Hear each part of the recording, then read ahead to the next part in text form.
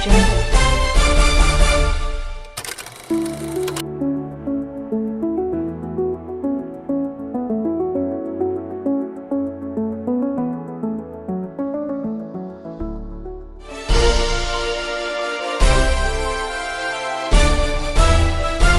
Audio Jungle.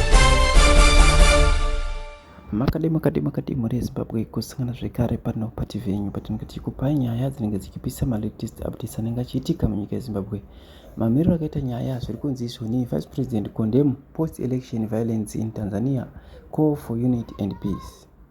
Vice President Dr. Chiwenga has condemned the post-election violence in Tanzania, describing it as an anarchy and unacceptable in modern politics. Speaking in Doma after attending President Samia Suluhu Hassan inauguration on behalf of President Emerson Mnangagwa, Dr. Chiwenga expressed Zimbabwe's distress over unrest in a country that played a vital role in Zimbabwe's liberation struggle. He urged Tanzanians to embrace peace and dialogue, emphasizing that fight is not something we should talk about in the 21st century. Muri Zimbabwe iyi iZANU-PF patriots iri kutaura izvizvi. Ndofunga ivo vane mashoko avo ataurwa naChiwenga. Aya ndeye ZANU-PF patriots iri kutaurira Chiwenga kuti ndiwo zvavataura. Patara kuti munzwe zviri kubva kuna Chiwenga kuti Chiwenga ataura kuti chii. Mashoko ataurwa naChiwenga manje vatada kunyatsopinda chapu. Vice President Chiwenga has described fatal post-election violence that gripped Tanzania recently as a disturbing and something that has to be avoided at all costs. Mune Zimbabwe ndofunga chokwadi chaChiwenga muri kutochinzwa panapa. Zviri kunzi zvakaitika muTanzania zvinhu zvokuti zvinoda kutoavoidwa. Tingazvoavoide sei? Kufambira munzira dzakanaka. Padescribe inyaya yecorruption yatotaurwa papa. Haana kudoma zita kana kuita sei, but chatotaurwa papa corruption. Because zvinhu zviri kuita kuti vanhu vapinde mustreet inyaya yekuti hurumende iripo havasi kuida. Why vasiri kuida? Nyaya dzecorruption, ma-activities ecorruption ndo vari kukonzeresa kuti vanhu vapinde mustreet. Ende kuriga kwakaita Samia president weTanzania, kuriga kuti iye aramba aripo achidya vachiita corruption yavanenge vachiita, ndo nyaya hombe. Saka zviri kunzi zvinhu zvinofanira kuavoidwa. Mashoko yaya mashoko mahombe, haana kutaura zvakawanda, but mashoko aangotaura yaya kuti zvinofanira kuavoidwa zvinhu zvakadai. Saka ndo mamiriro akaita. But ZANU-PF ino yachingotaura zvinhu zvisina basa. Inoyachitaura zvinhu zvisina basa. Iri kuzama kusimbisa kuti aiwa president weTanzania ari right. Ko sei azonoatenda yakaramba kuatenda 56.2% yaEmerson Mnangagwa kuZimbabwe. Zvimbori nebasa rei. But chatiri kuda ndechekuti ma-revolutionary parties nevese vari kuita corruption varowe pasi. Ndizvo zviri kudiwa nemayouth. ZANU-PF pachayo inofanira kuti irove pasi. Saka muri Zimbabwe pane nyaya iri kutaurika panapa, iri kuitika muZimbabwe. Ndichakusiya makateerera panyaya dialogue pari kutauriranwa pane hurukuro iri panapa hombe. Saka ndichakusiya makateerera pahurukuro. But some of the 60% of the problems that OK has faced comes from the directors themselves, because these directors were not acting in the best interest of shareholders. So that's why I said the moment you go and acquire a company that is not going to bring, remember, one of the things that you are looking for when you do an acquisition or a merger, you are looking for synergies that you should potentially benefit from acquiring a business, because you are aligning two businesses. So you are now saying 2 + 2 plus a known element, it becomes 5. So now where is the one that was supposed to be added to 2 to give you 5? It's not there. It's because the directors themselves were they identified the business and they started to lie to shareholders to say, if we buy this company, your shareholders' wealth is going to grow in a way that you would be happy, right? And it's not happy. They were not happy. The directors lied to them. So this is where okay is, because where okay is, it was caused by directors. One, those directors lacked the foresight. And I think as well, what we should have was to have their financial statements somewhere and look at it to say, okay, within or the next 12 months, were they meeting going concern? You would find that okay never met going concern since the time they have bought another company. I think it was Food Lovers or whatsoever, I don't know. But that is what is there. So from there, go as well to the next level and look to say, okay, what happened? Did they even also distribute dividends? According to the Companies Act of South Africa, the section 48, it tells you that you can't just distribute dividends without having available cash at your disposal. And soon after finishing that, you should be able to meet solvency and liquidity tests. And they were not being met. So what does it tells you? It tells you that here the culprits are directors. And the yes, of course, they changed directors, but they were supposed to have new directors, new CEO from the market, not these old people who no longer have got any kind of energy. What do you think he can come up with a turnaround strategy? And what kind of turnaround strategy can he bring about? So in one way or the other, the issue which have to do with okay, it is more about the directors themselves who were just doing whatever they were doing. Then the okay one is done. Let's move on to the new issue now, which talks about growth and whatsoever. I think I want to bring a simple indicator to say, okay, I am not disputing that Mutuli comes up with growth of 6%, but what would you expect? Let's have to say, okay, growth is 6%. What is our population growth? Our population growth, I think, according to the records that are there, is between 1.3, 1.4. So divide 6% by 1.5. Let's just say by 1.5. You are going to have growth per person in Zimbabwe, right? The born person or the growth person or the growth rate of the population, you are going to have growth per person, which is 4% at maximum. Now, if growth is at 4%, because you have said 6 divided by what? 1.5. What did you get? 4, right? From there, take it straight from there and say, okay, if this is what is happening, so it means we should have new jobs that are being created in the economy. Do we have got new jobs? The answer is no. So this growth is a lie. I think I have proved it how it is a lie. And if you want, let's go back as well to look at, all right, let's look at the number of people that are being produced by our universities, colleges, and vocational training centers. How many are they? How many have been employed? Because you are looking at labor absorption rate. All right, let me just end there. I just want to bring in something that is simple. Do you know that from 2024, 5th of April, when John II came in, he put the policy rate, which is the monetary policy rate, which is an interest rate, at 35 or 40%. Since then, he did not change that rate. How do you expect an economy to grow when you have got a policy rate of 35 or 40%? I want this to be simple to everyone. How do you define weathering? Weathering is the process of what? Breaking down of rocks into what? Into situ, into soil. All right. Wherever you have heard about freezing and thawing as a weathering method, right? So if there is no exchange of freezing and thawing, there is no weathering. That is simple. So if there is no fluctuation between the interest rate where it goes high and goes down, it means there is no economy that is growing. So whenever someone comes to you and say, no, the economy is growing, just tell him, Baba, we don't want to waste our time discussing things that have no evidence, because that on its own is not evidence based, right? and there's no data driven from that nonsense. Go back again to the next thing. All right, how can we have growth of 6% in a country that has got persistent energy shortage? Because energy is the anger of the economy, right? Amen. Hallelujah. Wataura Bashaman. Ndochokwadi.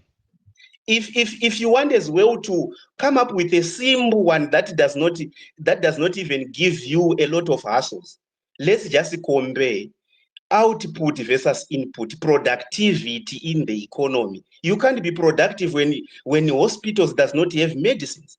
So if anyone comes to you and say, no, in Zimbabwe there's growth, there's GDP of this nature, just ask him, okay, let's look at Human Development Index. We are only looking at education and healthcare. Makaona imini madhiripi akanamirwa pamuti kuchiredzi kuchisumbanje kwaita korera muna 2024. That is not far. I'm not here to speak something that help you or that does not help you. I'm here to tell you the truth. Wakaona madhiripi akaiswa pamiti iwewe.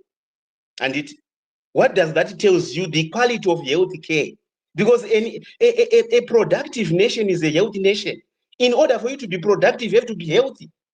So there's no need for me now to explain a lot, to say, guys, you know what, I wanted to explain, oh, you know what, IMF. No, I don't need the IMF. Because I know that what is happening within is that director for IMF who is in Zimbabwe is being paid money to just accept and receive nonsense results and nonsense records. I don't need that. Right? So in one way or the other, let's look at what they are giving you. And now you come up to say, okay, let's look at it in any way, right? How can you have an economy that grows, that has got a high tax rate? You have seen in 2024 and 2025 budgets, their tax rates were high. Tax nepamga, tax nepa nandirenonzi nepanjuga. Ukaona nyika yakuita tax nokunjuga zakuti nyika iyoyo yadofa hakusisina. And mind you, there is Lafakev. You just go and Google Lafakev. Don't even ask Champion to say, no, I want to talk about it. Oh, no, go to just Lafakev and look at it to say, it is not necessarily the high tax rate that is going to give you more revenue. It is actually the less tax that gives you more revenue. Why? Because the less tax becomes, the less it becomes easy for you to pay that tax, because it seems as if it's not even a burden to you. So how would I now need to say, no, I need IMF or I need World Bank for what? You don't need IMF, you don't need World Bank. Take the records as they are, which they are giving you. And you now just take a glimpse of any indicator that you want. That is very, very simple. Right? One of the things is availability of food. Is food available right now? Hatina here vanhu vari kufa nenzara. Hatina here extreme poverty. Izvozvi zvinonzi vamwe munhu achizvanzi kwai zig is stable. You have lost monetary sovereignty in 2009 when you adopted US dollar. So anything now where you see these guys saying, no, inini ndiri kushanda kuRBZ, aiwa tiri kupresenta monetary policy. Uri kupresenta monetary policy yei? Because dollar ramuri kushandisa, you are using US dollar. Since you are using US dollar, you can't print it on your own. You have to wait for the Fed to print it for you. So you have lost monetary sovereignty. You can't even devalue that US dollar. You can't do anything to it in order for you to stimulate the economy. And mind you, there was a fight between who? Jerome Powell and Donald Trump, when Donald Trump was saying, no, the interest, the Fed fund rate is too high, and Powell was saying, no, it's okay like that. Why? Because he was waiting for data. That is evidence-based and data-driven. So if anyone comes to you now and say, no, guys, you know what, ZIG is stabilizing. Is it stabilizing where? Where does that ZIG exist? Is there a relationship between electronic balances in ZIG and the ZIG that is down on the ground? Because by the end of the day, you need to reconcile. You have done to those people who have done that simple accounting, that accounting 1A and 1B. You have done what is called bank reconciliation statement. Can you reconcile electronic balances and the zig that is on the ground? If you can't reconcile it, then there is a problem. I'm not, that's why I said I'm not here today to tell you lies or to tell you good things. No, I'm here to tell you the reality and expose some people who are telling you that they are professors. You are professors of lies. When you are a professor supporting to say, no, you know what, the zig is okay, it's stabilizing, that professor has got a problem. Why? Because he's teaching people lies. He doesn't want to see the Zimbabwean economy really flourishing. He wants to see lies flourishing, propaganda flourishing by the end of the day. So this growth rate is not existing. And if you want me to prove it, all right, from what I was reading here, I think I was reading early in the morning today, and this report comes from RMB, Rand Merchant Bank, which was saying last week, I read about where inflation is at 32%. You have got 32% inflation. You have got a growth rate of 6%. Subtract them. Just to say growth minus inflation. What are you going to be left with? Minus 26. And what are you going to do with minus 26? Is minus 26 growth?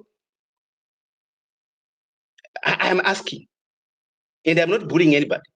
Is minus 26 growth? If you are saying minus 26 is growth, thank you. It's me who is talking about that today. If you say minus 26 is growth, thank you so much. If that is what you are telling people, then thank you so much. So all these are just lies. One of the reasons why they are doing this is because I think you have heard that even RBZ on its own, it does not even produce its own data. So if you go to just the SARB, the South African Reserve Bank, one of its role in the economy of South Africa is to produce its own statistics and produce its own reports. And whenever they are making their own, they have adopted inflation targeting, which is between 3 and 6%, as I am speaking right now. And their role as a bank is constituted in the constitution to say they are there to maintain price stability. What does RBZ do? It's my question to everyone who is listening. Is there any constitution that says the RBZ in Zimbabwe, its role in the constitution, as according to the constitution, is to maintain price stability? When are they going to act? Inflation right now is at 32%. What is their inflation target range on its own? You tell me if you know about it. So if all those things are not there, then that's why I said this RBZ must be thrown away and just say, guys, because one of the things is that they have lost monetary sovereignty because they can't produce US dollar. So there's no need for us now to discuss that much, because remember, when you adopt what is called dollarization, one of the disadvantages of dollarization is that country that has adopted a dollar is going to lose monetary sovereignty. All right. If you want to say, but I want to learn more, all right, go and read Dominic Silverton, International Economics. All right. You go to chapter 23 or chapter 21. Help yourself there. I'm not here to tell you where to go and whatsoever. I'm just giving you, because I don't want a situation where you get up and say, but you were lying. I want to know. And if you are really well, you want to know more, I can direct you, but I don't think at this point I have got that time. So all these things that we are being told, it's something else. So that's how I can even like read something that I was reading at RMB report about Zimbabwe, to say Zimbabwe is Zimbabwe ranked the least attractive destination in terms of investment. And according to United Nations Conference on Trade and Development, World Investment Report released in June 2025, Zimbabwe recorded foreign currency FDI, foreign direct investment inflow of 597 million in 2024. All right. In 2024, what happened? Zimbabwe launched a new currency called ZiG. Thank you. That's good. But how do you launch a currency when you don't have foreign direct investment? Because foreign direct investment acts as an anchor to your currency, because by the end of the day, you need enough reserves to support this currency. How can you launch a currency without reserves? How can you launch a currency without productivity? I think there's something wrong. Right? There is something wrong. And they even if you go to RMB report, it tells you the indicators of some growth that are being, some of the positive things that are being used by some of your brothers, your Easter Wild brothers, to tell you that, okay, you know what, the economy is doing well because tourism has grown by 12% in 2024. FDI that came in to support steel and lithium plants. I think when you talk about steel, you start to think about manise. I know. And when you hear about lithium plants, you start to think about Bigita minerals. All right. Then a small positive indicator include doubling blueberry output. I think you have heard about it, where the blueberries were being touted by someone saying, no, the economy is better because of blueberry. But remember, blueberry and that tourism and whatsoever, it's insignificant to the problems that Zimbabwe has been, right? Because let me just look at to say, do you know that the significant amount of money comes from diaspora remittance?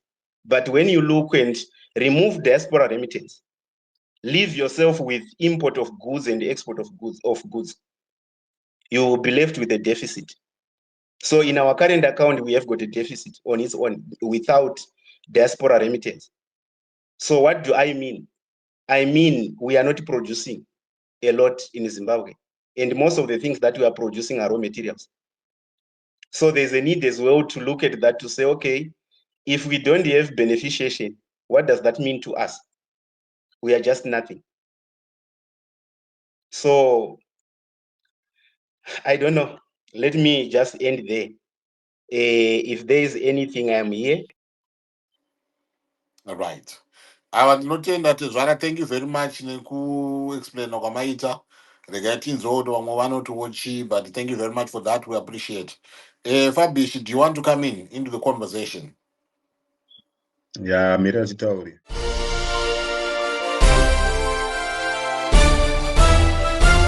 Audio Jungle.